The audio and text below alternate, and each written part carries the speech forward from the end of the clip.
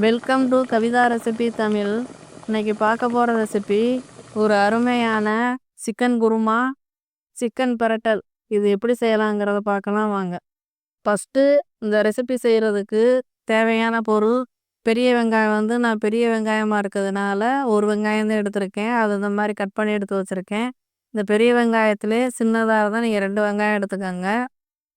கறி நான் 3/4 கிலோ, அதுக்கு ஏற்ற மாதிரி தான் எல்லா பொருளும் சேர்த்துருக்கேன். நீங்கள் அதுக்கேற்ற மாதிரி கூட்டி குறைச்சி சேர்த்துக்கோங்க. இப்போ தக்காளி சின்னதாக ஒரு 2 தக்காளி, இல்லைன்னா பெருசாக இருந்தால் ஒரு தக்காளி சேர்த்துக்கோங்க. நான் பெரிய தக்காளியாக ஒன்று கட் பண்ணி எடுத்து வச்சுருக்கேன். குருமாவுக்கு தேங்காய் அந்த மாதிரி பொடியாக கட் பண்ணி எடுத்து வச்சுருக்கேன். இஞ்சி, பூண்டு, 2 பச்சை மிளகாய். இதை வச்சு தான் எப்படி செய்யலாங்கிறத பார்க்கலாம். குருமாவுக்கு ஒரு மிக்ஸி ஜாரில் இந்த தேங்காய், சோம்பு, கசகசா இதை மிக்சியில் அரைச்சி எடுத்து வச்சுக்கலாம். கசகசா கூட கொஞ்சமாக கறி மசாலாவும் சேர்த்துருங்க லைட்டாக. இப்போ மிக்சியில் நல்லா அரைச்சி அது ஒரு கிண்ணத்தில் எடுத்து வச்சுருக்கேன். இப்போ சிக்கன் குருமா எப்படி செய்யலாங்கிறத பார்க்கலாம். ஃபஸ்ட்டு ஒரு பாத்திரத்தில் எண்ணெய் ஊற்றி நல்லா சூடு பண்ணிக்கோங்க. ஒரு குழிக்கரண்டி எண்ணெய் நான் எடுத்து சேர்த்துருக்கேன். நீங்கள் கறிக்கு ஏற்ற மாதிரி கூட்டி குறைச்சி வச்சுக்கோங்க. எண்ணெய் சேர்த்துக்கோங்க இந்த மாதிரி. இப்போ எண்ணெய் நல்லா சூடானதுக்கு பின்னாடி நான் பட்டை கிராம்பெல்லாம் சொல்லலை ஏற்கனவே. கறி மசாலா சேர்க்குறதுனால பட்டை கிராம்பெல்லாம் நான் கம்மியாக தான் சேர்க்குறேன். சுருள் பட்டை ஒரு 2, பட்டையிலே 2 வகை இருக்குது.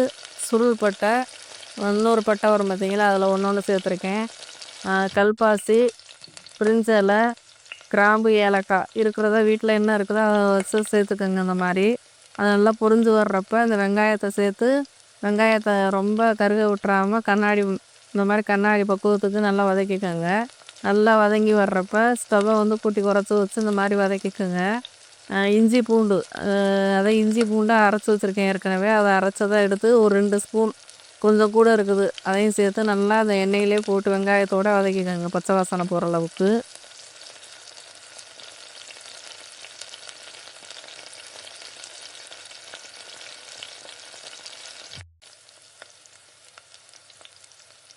வெங்காயமும் இஞ்சி பூண்டும் இந்த அளவுக்கு வதங்கி வர்றப்ப தக்காளியை சேர்த்து வதக்கிக்கலாம். தக்காளி சீக்கிரமே வதங்கணும். அதுக்காண்டி கொஞ்சம் உப்பு போட்டால் சீக்கிரம் வதங்கிடும்.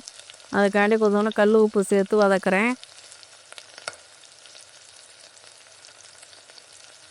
இது கூட 2 பச்சை மிளகாய் எடுத்து வச்சுருக்கோம்ல, அந்த பச்சை மிளகாயும் சேர்த்து நல்லா வதக்கிக்கிறேங்க. நல்லா மசிய வரணும். நல்லா தக்காளி வதங்கி அந்த அளவுக்கு நல்லா ஸ்டவ்வை கம்மி பண்ணி வச்சுட்டு நல்லா வதக்கிக்கோங்க. இப்போ இந்த அளவுக்கு வதங்கி வந்துடுச்சு. இப்போ கறி நல்லா கழுவிட்டு சுத்தம் பண்ணி மஞ்சத்தூள்லாம் போட்டு திரும்பவும் கழுவி வச்சுருக்கேன். அந்த கறியை எடுத்து இது கூட சேர்த்து, இந்த கறிக்கு நம்ம உப்பு சேர்க்கணும்ல, அதை கொஞ்சமாக எடுத்து இந்த கறிக்கு ஏற்ற மாதிரி சேர்த்துக்கலாம். ஏன்னா மஞ்சத்தூள் நான் சேர்க்கலை, நான் கறியில் கழுவுறப்பவே சேர்த்துருக்கேன். மசாலாவுலேயும் நான் மஞ்சத்தூள் சேர்த்ததுனால இதில் சேர்த்துக்கலாம். தேவைன்னா நீங்கள் சேர்த்துக்கோங்க. அந்த மாதிரி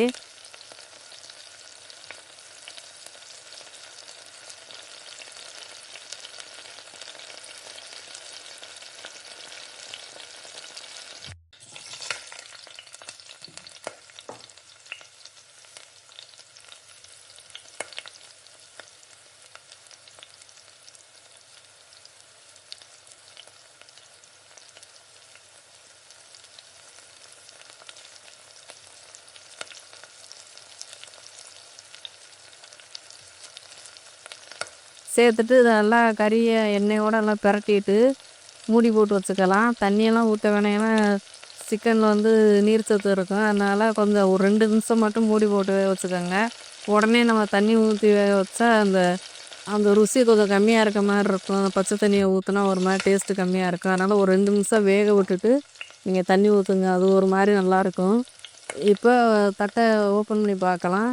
இப்போ பாருங்கள், நல்லா எண்ணெயோடு பிரிஞ்சு அந்த தண்ணி வளர்ந்த அளவுக்கு இருக்குல்ல. அதனால் இதுக்கு மேலே வேக வச்சோம்னா அடி பிடிச்சிரும். அதனால் கொஞ்சம் தண்ணி விட்டு தான் வேக வைக்கணும். இப்போ இந்த அளவுக்கு இருக்கிறப்ப நான் பாதி கறியை குருமா செய்ய போகிறேன், பாதி கறியை இதில் எடுத்து பிரட்டல் செய்ய போகிறேன். நீங்கள் இந்த மாதிரி டயத்தில் வேலை அதிகமாக இருந்துச்சுன்னா நீங்கள் இந்த மாதிரி கறியை எடுத்து அதிலே வறுத்துக்கலாம், இல்லைன்னா தனித்தனியாகவும் செஞ்சுக்கலாம். கறியை உங்கள் விருப்பம்தான். கழுவி எடுத்ததில் பாதி எடுத்து கூட நீங்கள் தனியாக செய்யலாம், இல்லைன்னா அந்த மாதிரி வேக வச்சுட்டு நீங்கள் எடுத்து கூட செய்யலாம். நான் அந்த மாதிரி எடுத்து செய்கிறேன். இப்போ இதில் பாதி கறியை எடுத்து வச்சுருக்கேன் கறி பரட்டலுக்கு தனியாக. அதனால வேக வச்சுருக்கேன். இப்போ வந்து கறி வந்து வேகுறதுக்கு ஒரு 2 நிமிஷம் வேகட்டும்னு சொல்லியிருந்தோம்ல. இப்போ கொஞ்சம் தண்ணி ஊத்தி திரும்ப வேக வச்சுட்டு, இந்த கறிய வந்து பாதி எடுத்து வச்சுருக்கேன் வறுக்கிறதுக்கு. பாதி வந்து குருமா செய்ய போறேன். நீங்க குருமாவாவும் செய்யலாம். இல்லைன்னா கிரேவியா கூட நீங்க செய்யலாம். நான் குருமா தான் செய்ய போறேன். இப்போ பாதி கறி ஓரமா இருக்கட்டும். இப்போ இதில வந்து மசாலாலாம் சேர்த்துக்கலாம். மசாலா வந்து தனி மிளகாத்தூள்லே 2 மிளகாத்தூள். 1 கலருக்கு, 1 காரத்துக்கு ஏத்த மாரி 2, 2 ஸ்பூன் சேர்த்துருக்கேன். வீட்ல அரைச்சு வச்சுருக்க பொடி. மசாலா வந்து ஒரு 2 பொடி. ஒரு 2 ஸ்பூன் சேர்த்துருக்கேன். இப்போ நல்லா கறியோட நல்லா கலந்து விட்டு மூடி போட்டு வச்சுக்கலாம். தேவைக்கு ஏத்த மாரி தண்ணி ஊத்திக்கங்க. திரும்பவும் நீங்க செக் பண்ணிட்டு உப்பு ஏற்கனவே சேர்த்துட்டேக்கேன். கொஞ்சம் கம்மியா இருக்கான்னு செக் பண்ணிட்டு கூட்டி குறைச்சு சேர்த்துக்கங்க. ரொம்ப அதிகமா சேர்ந்துருச்சுன்னா வேஸ்ட் ஆயிரும் கறி. கம்மியா இருந்தா கூட நம்ம இடையில சேர்த்துக்கலாம். இந்த மாரி சேர்த்துட்டு குழம்பு வந்து குழம்பா வைக்கணும்னா கொஞ்சம் அதிகமா சேர்த்துக்கங்க தண்ணி. கிரேவியா வேணும்னா இதோட விட்டுருங்க. இப்போ வந்து நான் குருமா தான் செய்ய போறேன். அதனால எக்ஸ்ட்ரா தண்ணி ஊத்தி மூடி போட்டு வச்சுக்கலாம். மசாலாலாம் பச்சை வாசனை போய் நல்லா எண்ணெயெல்லாம் பிரிஞ்சு வரணும். அந்த அளவுக்கு வர்றப்ப ஸ்டவ்வை மாரி கூட்டி குறைச்சி வச்சு வேக வச்சுக்கலாம். இப்போ கறி நல்லா வந்துருச்சு. இப்போ வந்து நம்ம அரைச்சி வச்சுருக்க தேங்காயை எடுத்து இதில் சேர்த்துக்கலாம். கடைசியாக சேர்த்துட்டு ரொம்ப நேரம் கொதிய விடக்கூடாது. அப்படியே ஒரு 2 நிமிஷம் அப்படியே கறியோட நல்லா கலந்து போட்டு இறக்கி வச்சுக்க வேண்டியது. இங்கிட்டு வந்து எடுத்து வச்சுருக்க கறியை வந்து வறுத்து எடுத்துக்கலாம்.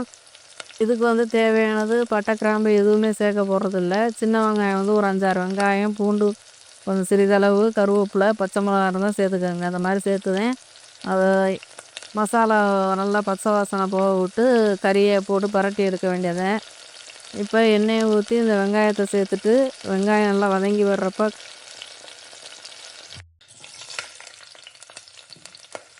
கருவேப்பிலை, இப்போ மிளகாத்தூள் வீட்டில் அரைச்சி வச்சுருக்க பொடியை போட்டு நல்லா எண்ணெயிலே நல்லா இந்த மாதிரி வதக்கி விடுக்காங்க.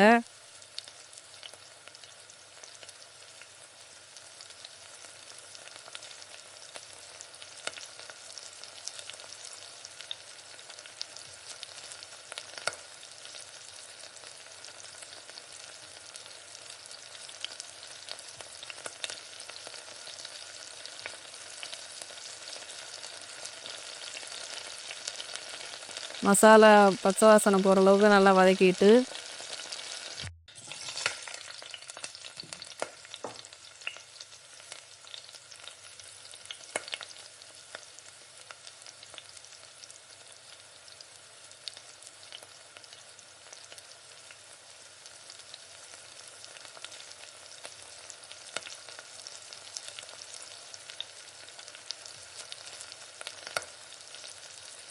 இந்த கறியை அதில் கொட்டி நல்லா உப்பு போட்டு தேவையான உப்பு போட்டுக்கோங்க. இல்லைன்னா ஏற்கனவே கறியில் உப்பு இருந்துச்சுன்னா அப்படி விட்டுருங்க.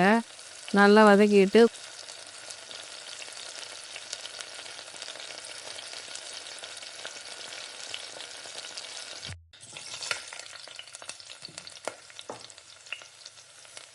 கொஞ்சோண்டு அந்த பச்சை வாசனை போடுறதுக்காண்டி தண்ணி ரொம்ப சேர்க்காதீங்க. கொஞ்சமாக ஊற்றி அடி பிடிக்காத அளவுக்கு கொஞ்சமாக ஊற்றிட்டு நல்லா அந்த பக்கமும் அந்த பக்கமும் நல்லா கிளறி விட்டு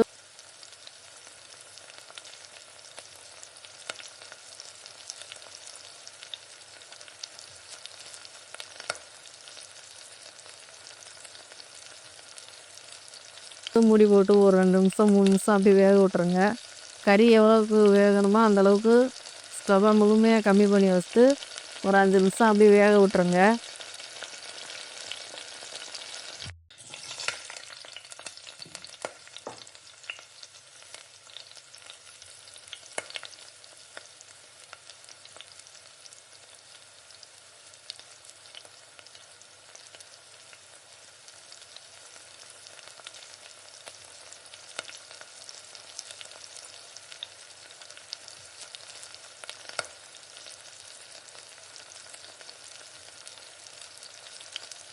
இப்போ வெந்துருச்சு. ஒரு அருமையான சிக்கன் குருமா, சிக்கன் வறுவல் ரெடி ஆயிருச்சு. இப்போ ஒரு பாத்திரத்தில் மாற்றி எடுத்து வச்சுக்கலாம். இது எல்லா டிஃபன்களுக்கும் சாப்பிடலாம். சாப்பாடுக்கும் நீங்கள் சாப்பிட்டுக்கலாம். இப்போ எங்கள் வீட்டில் காலையிலே இந்த டிஃபனுக்கு தான் இதை செஞ்சுருக்கோம். நீங்களும் இந்த மாதிரி செஞ்சு வீட்டில் ஒரு அவசர நேரத்தில் தனித்தனியாக செஞ்சுக்கிட்டு இருக்காமல் இந்த மாதிரி ஒரு ஈஸியாக வேலையை முடிக்கிறதுக்கு இந்த மாதிரி செஞ்சு பாருங்கள். இந்த வீடியோ பிடிச்சிருந்தா லைக் பண்ணி ஷேர் பண்ணுங்கள். சப்ஸ்கிரைப் பண்ணிடுங்க மறக்காமல்.